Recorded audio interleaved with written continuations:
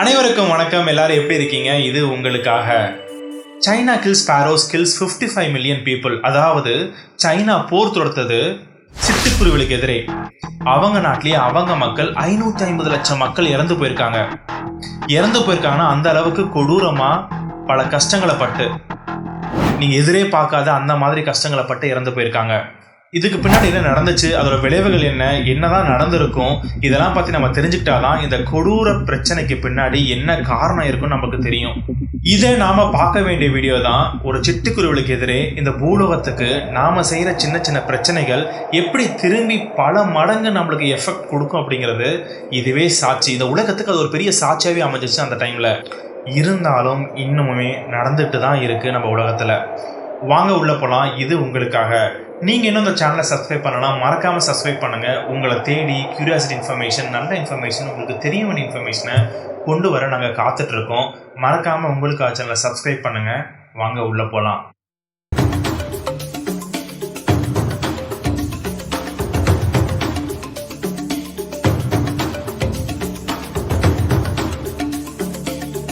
எளியோரை வழியார் அடித்தால் வழியாரை தெய்வம் அடிக்கும். வழியாரை தெய்வம் அடிக்குதோ இல்லையோ, எவனோ ஒருத்தன் வந்து செம்ம அடி அடிப்பான் சார்.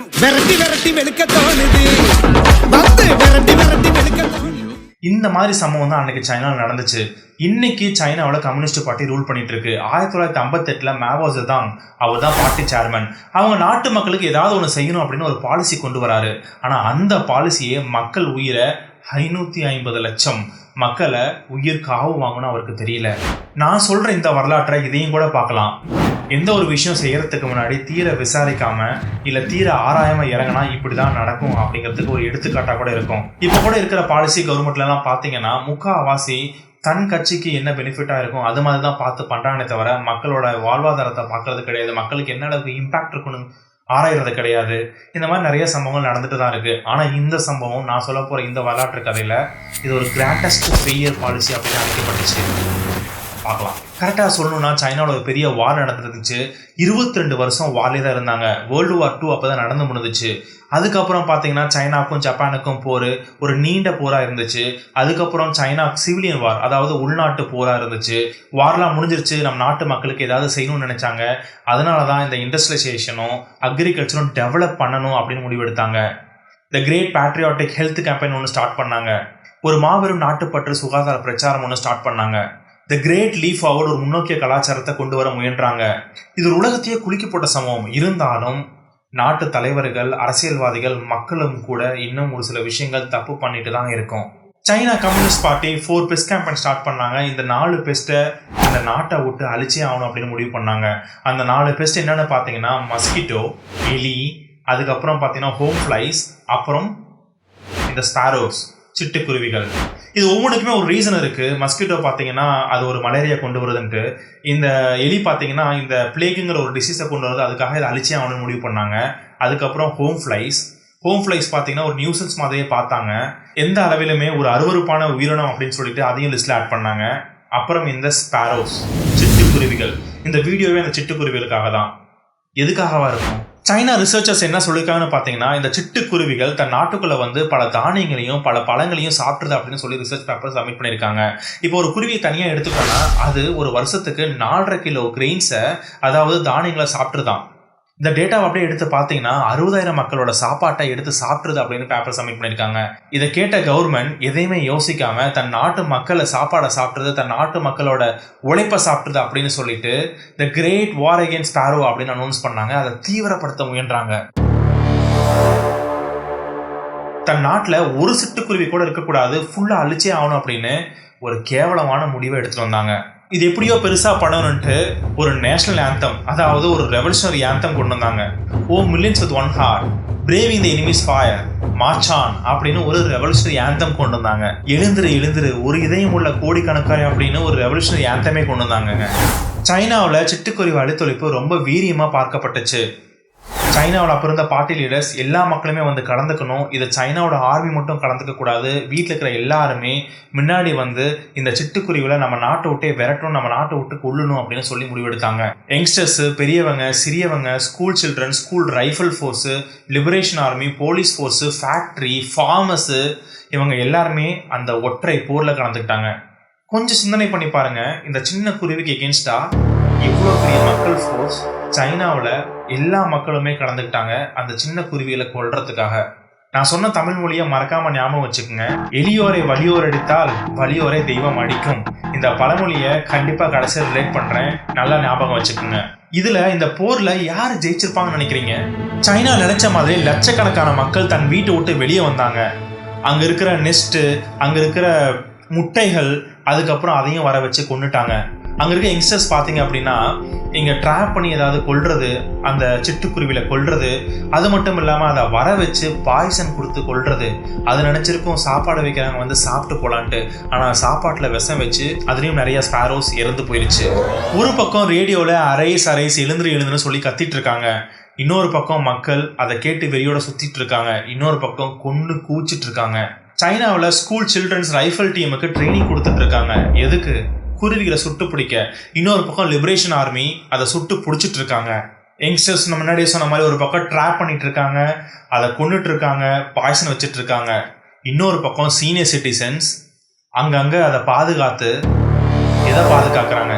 உள்ள வந்துச்சுன்னா அதை இன்ஃபார்ம் பண்றதுக்கும் அங்க போய் கொல்றதுக்கும் ஆள் அனுப்பிச்சிட்டு இருக்காங்க. இவங்க கூட ஸ்கூல் சில்ட்ரன்ஸ் அங்கங்க ஃப்ரீ ஃபயர் ஜோன்ஸ், இந்த மாதிரி இறந்த சிட்டுக்குருவிகளை எரிக்கிறதுக்கு. இந்த கவர்மெண்ட் இருக்கே அப்பப்பா, இடையில மக்கள் கிட்ட மறுபடியும் இந்த நேச்சரை நம்ம வசப்படுத்தணும், இந்த எல்லா குருவிகளையும் சாகர வரைக்கும் விடாதீங்க, அதை பறந்துட்டு இருந்தாலுமே அது எக்ஸாஸ்ட் ஆகிறவர்களுக்கு தண்ணி கொடுக்காதீங்க, சோறு கொடுக்காதீங்க, இறந்து போயிடும் அப்படின்னு சொல்லி இன்ஸ்ட்ரக்ஷன் கொடுத்துட்டே இருக்காங்க.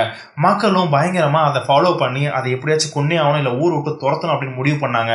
எல்லாருமே பயங்கரமான ட்ரம்ஸு, இந்த பிளேட்டை வச்சு அடிச்சா சத்தம் கேட்கும்ல, அதில் பறந்துட்டே இருக்கும். அதை ரெஸ்ட் எடுக்க விடல, சாப்பாடு கொடுக்கல, தண்ணி கொடுக்கல, வந்தாலுமே பாய்சன் வச்சு கொன்னாங்க. இந்த மாதிரி ஏகப்பட்ட சம்பவம் நடந்துட்டே தான் இருந்துச்சு. சிட்டுக்குருவிகள் எல்லாமே மக்களை விட்டு தூரத்துல எங்கேயாவது பறந்து போய் உட்காரணும், ரெஸ்ட் எடுக்கணும், கொஞ்சமாச்சும் சாப்பாடு கிடைக்கணும், எங்கேயோ தேடிட்டே இருந்துச்சு. இந்த மாதிரி நடந்துட்டு இருக்கும் போது எல்லாமே அவங்க நினைச்ச மாதிரியே பறக்க பறக்க எல்லாம் விழுந்து விழுந்து செத்து போச்சு. சாப்பாடு கிடைக்காம, ரெஸ்ட் எடுக்க விடாம எக்ஸாஸ்ட் ஆகி இறந்தே போச்சு. மக்கள் எங்க வர முடியாதோ அந்த மாதிரி இடங்களை கண்டுபிடிக்க ஆரம்பிச்சது. அப்புறம் தான் தெரிஞ்சது ஒரு ஹை ரைஸ் பில்டிங்ஸ், இங்க பெரிய பெரிய பில்டிங்கு, அதுக்கப்புறம் கவர்மெண்ட் ஆஃபீஸ், இங்கெல்லாம் போய் தஞ்சம் புகுந்த ஆரம்பிச்சது சிட்டுக்குருவிகள். அதுக்கப்புறம் என்ன நடந்திருக்கும்? எல்லாருமே அந்த பில்டிங்கில் போயிட்டு அங்கே இருக்கையும் அங்கேயும் சத்தம் போட்டு எல்லாத்தையும் பண்ணி அதை துரத்த ஆரம்பித்தாங்க. அங்கே ரெட் ஃப்ளாகும் ஒன்று வைக்க ஆரம்பித்தாங்க. அதே மாதிரி என்ன சிட்டுக்குள் என்னாச்சுன்னா, யதார்த்தமாக ஒரு எம்பசிக்குள்ளே, அதாவது ஒரு ஃபாரின் டெமோக்ராட்டிக் ஒரு பில்டிங்குள்ளே போய் உட்கார ஆரம்பிச்சது. அங்கே இருக்க எம்பசி, பாலிஷ் எம்பசி என்ன சொன்னாங்கன்னு பார்த்தீங்கன்னா, சைனாஸ் கவர்மெண்ட்டில் என்ன கேட்காம என் பில்டிங்குள்ளே யாரும் வரக்கூடாதுன்னு சொல்லிட்டாங்க. இதுக்கப்புறம் என்ன பண்ணியிருக்கோம் கவர்மெண்ட்? உள்ளதானே வரக்கூடாது, ஆனால் என்னோட சத்தம் மொழி உள்ள வரலாம்ல அப்படின்னு சொல்லிட்டு வெளியே பெரிய ட்ரம்ஸ் வச்சு தட்ட ஆரம்பிச்சாங்க. அந்த சத்தத்தில் அங்கே இருக்கிற சிட்டுக்குருவிகள் அங்கிருந்தும் பறந்துருச்சு. இப்போ உட்காரத்துக்கு எந்த இடமே இல்லை, எல்லாம் இறக்க ஆரம்பிச்சிருச்சு. சைனாவோட பிளான் ஒர்க் அவுட் ஆயிடுச்சு. எல்லா சிட்டுக்குருவிகளும் எக்ஸ்டிங்ஷன் ஆகிற அளவுக்கு எல்லாமே இறந்துருச்சு. குருவிகளை எங்கேயுமே பார்க்க முடியல, ஒரு இடத்துல கூட பார்க்க முடியல. இறந்த குருவிகள் தான் அங்கங்கே கடந்துச்சு. நான் முன்னாடியே சொன்ன மாதிரி இந்த ஃப்ரீ ஃபயர் ஜோனில் எரிக்க ஆரம்பிச்சிட்டாங்க. இன்னொரு பக்கம் மக்கள் லட்சக்கணக்கில் இறக்க ஆரம்பிச்சாங்க. ஒரு பக்கம் சிட்டுக்குருவிகளை அணைக்க ஆரம்பிச்சாங்க, சிட்டுக்குருவிகளை அழிச்சிட்டு இருந்தாங்க. அதோட தொடர்ச்சியாக மக்கள் இந்த பக்கம் இறந்துட்டே இருக்காங்க. என்ன வந்துருச்சுன்னு பார்க்குறீங்களா? The great famine. இங்கே தான் ஒரு பெரிய ட்விஸ்ட்டு. சைனா அதுலேருந்து மீண்டு வர ரொம்ப நாள் ஆச்சு. சைனா மக்கள் ஏன் இறக்குறாங்கன்னு பார்த்தீங்கன்னா, இந்த கிரேட் ஃபெமைன் பசினால, ஸ்டார்வேஷனால. இது ஒரு பெரிய கொடூரமாகவே நடந்துச்சுங்க. என்னடா ரீசன்னு பார்த்தீங்கன்னா, இதுக்கும் அதுக்கும் என்ன சம்மந்தம்? சிட்டுக்குருவியை கொல்ல ஆரம்பித்தாங்க, அதோட கிரெயின்ஸை சாப்பிடுது, தானியங்களை சாப்பிடுது, ஃப்ரூட்ஸை சாப்பிடுது தானே. இந்த பக்கம் மக்களுக்கு தான் சாப்பாடு கிடைச்சிருக்கணும்ல, இங்கே தான் கொண்டுட்டாங்களே, அங்கே தான் சாப்பாடு இப்போ நிறைய மிச்சமாக இருக்கணுமே, ஏன் மக்கள் இங்கே இருந்தாங்க? அங்கே தான் சைனா அகாடமி ஆஃப் சயின்ஸ் என்ன கண்டுபிடிச்சாங்கன்னு பார்த்தீங்கன்னா, அங்கே இருக்க ரிசர்ச்சர்ஸ் அங்கே சித்திருந்த சிட்டுக்குருவிகளை எடுத்து பார்க்கும்போது அதோட வயிற்றில் நிறைய பூச்சிகள் இருந்துச்சு. இந்த லோக்கஸ்ட்னு சொல்ல போடுற வெட்டிக்கிளி பூச்சிகள். நம்ம ஊர்லேயும் கொஞ்ச நாளைக்கு முன்னாடி தானியங்களை சாப்பிட்டது அது லோக்கஸ்ட்னு சொல்ல பாகிஸ்தான்லேருந்து கூட வந்துச்சுன்னு சொன்னோமே, அந்த மாதிரி பூச்சிகள் அங்கேயும் இருந்துச்சு. அதோட வயிற்றுக்குள்ளே, அந்த ஸ்பேரோ, அந்த சிட்டுக்குருவி வயிற்றுக்குள்ளே கிரெயின்ஸ் கம்மியாக தான் இருக்குது. அப்புறம் தான் பெருசாக கண்டுபிடிச்சாங்க, அந்த ஸ்பேரோ, அந்த சிட்டுக்குருவிகள் அங்கே இருக்க தானியங்களையும் அங்கே இருக்க ஃப்ரூட்ஸுகளையும் சாப்பிட்றத விட அதிகமாக அந்த லோக்கஸ்ட், அந்த வெட்டிக்கிளிகளை சாப்பிட்ருக்கு. அந்த வெட்டிக்கிளிகள், அந்த லோக்கஸ்ட் தான் கிரெயின்ஸை அதிகமாக சாப்பிட்ருக்கு. இந்த சிட்டுக்குருவிகள் கிடையாது. என்னடா நாம நினைச்சது ஒண்ணு ஆனா நடந்தது ஒண்ணு, இப்ப என்னடா பண்றது அப்படின்னு யாருக்கும் என்னன்னே புரியல. ஆனா சைனா கவர்மெண்ட் என்ன பண்ணுச்சுன்னு பாத்தீங்கன்னா, இந்த 4+ ஸ்ட்ராட்டஜில இந்த லாஸ்டா ஒன்று சிட்டுக்குருவி இருந்துச்சுல, அதுக்கு பதிலாக பெட் பக்ஸ் ஆட் பண்ணிட்டாங்க. அதாவது மஸ்கிட்டோ, அதுக்கப்புறம் எலி, அப்புறம் இந்த ஹோம் ஃப்ளைஸ், அப்புறம் பெட் பக்ஸ் மூட்டை பூச்சிகளை ஆட் பண்ணிட்டாங்க. இந்த சிட்டுக்குருவிகளை விட்டுட்டாங்க. 1960 இதோட ரிசல்ட்டா பட்டர்ஃப்ளை எஃபெக்டா த கிரேட் ஃபெமைன் வந்துச்சு. இது உலகமே எப்படி பார்த்துச்சு அப்படின்னா, the man made the world's greatest disaster ஒரு டெஸ்ட்ரக்டிவாக பார்த்தாங்க. சைனா கவர்மெண்ட் என்ன சொல்கிறாங்கன்னு பார்த்தீங்கன்னா 15 மில்லியன் 150 லட்சம் மக்கள் இறந்துட்டாங்கன்னு. ஆனால் இண்டிபெண்டன்ட் ரிசர்ச்சர்ஸ் என்ன சொல்கிறாங்கன்னு பார்த்தீங்கன்னா அட்லீஸ்ட் 35 to 55 மில்லியன் பீப்புள் 550 லட்சம் மக்கள் இறந்து போயிட்டாங்க இந்த கிரேட் ஃபெமைனால. இந்த சிட்டுக்குருவிகளை கொன்னனால அதோட விளைவாக 550 லட்சம் மக்கள் இறந்து போயிருக்காங்க. சைனா கவர்மெண்ட்டு இது மாதிரி ஒரு சைனா ரிசர்ச்சர் ஒருத்தர் அப்போ ஒரு புக்கில் போட்டிருந்தாருங்க, இந்த மாதிரி சைனாவில் இந்த மாதிரி இவ்வளோ மக்கள் இறந்துருக்காங்க, இதுக்கெல்லாம் காரணம் அப்படின்னு. சைனா வழக்கம் போல் அவங்கள பேன் பண்ணிட்டாங்க. ஒரு கொடுமையான விஷயம் என்னென்னு பார்த்தீங்கன்னா, இதை படிக்கிறதுக்கே ஒரு மாதிரி இருந்துச்சு.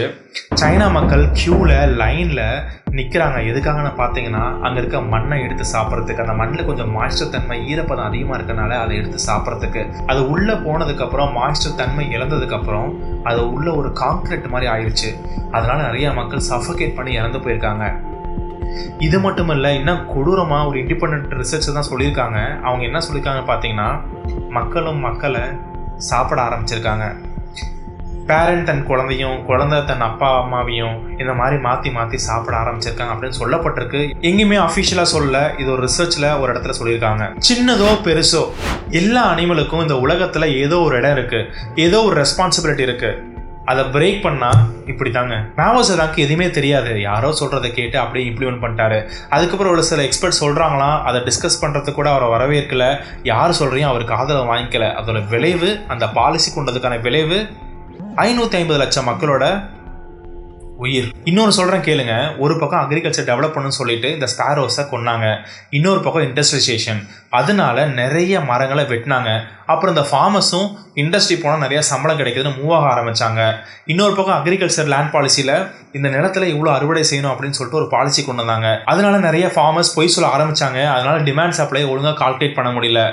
இது ஒரு பெரிய பட்டர்ஃப்ளை எஃபெக்டாகவே சொல்லலாம். நீங்கள் சொல்லுங்கள், இப்போ கூட நிறைய இடத்துல மரங்களை வெட்டிட்டு தான் இருக்கும்.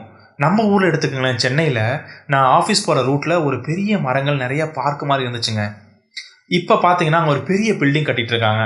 இன்னொரு பக்கம் நான் தங்கியிருக்க ஏரியா பக்கத்தில் டெய்லியும் போவேன், அங்கே பச்சை பசைன்னு இருக்கும். நிறைய பேர் அங்கே இருந்து ஃபோட்டோ கூட எடுத்துகிட்டு இருந்திருக்காங்க. இப்போ போனால் அது ஒரு கிரிக்கெட் ஃபீல்டாக மாறி கிடக்குது. இந்த மாதிரி எல்லாமே அழிச்சிட்டு தாங்க இருக்கோம் நாமளும். இந்த பாதிப்பு அப்போ வெள்ளத்தாலையும் வெயில்னாலையும் கொடுத்தாலும், இந்த டைம் பார்த்தீங்கன்னா இந்த வெயில் அதிகமாக வந்துச்சு பார்த்தீங்களா, இதுவே ஒரு பெரிய நீங்கள் இதை பற்றி என்ன சொல்கிறீங்களோ கமெண்ட்ஸில் மறக்காமல் சொல்லுங்கள். நீங்களாம் பேசினாதாங்க ஏதாவது ஒன்று மாறும், ஏதாவது ஒன்று நடக்கும். நன்றி, வணக்கம்.